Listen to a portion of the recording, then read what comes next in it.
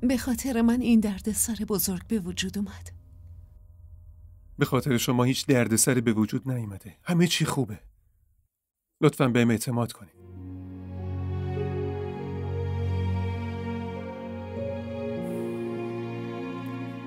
بریم خونه. نه، من میرم خونه خودم. تو منو برسون خونه خودم و سنا رو دوباره برش گردون. زنده داشت، من نمیتونم به این حرفتون گوش کنم. وحید، خواهش میکنم.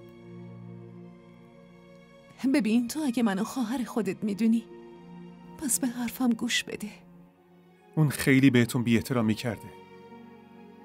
حتما باید برای این کاراش تنبیه بشه. وحید، الان قرار من تنبیه بشم؟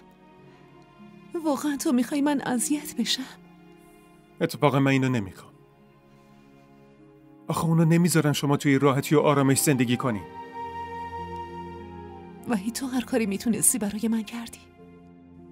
به خاطرش خیلی ازت ممنونم.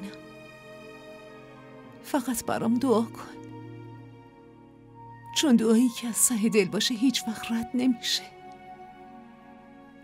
بذار برم خونه خودم. بریم. بفرمایید.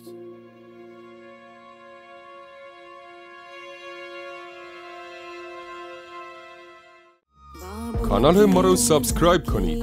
حمایت شما به ما روحیه میده.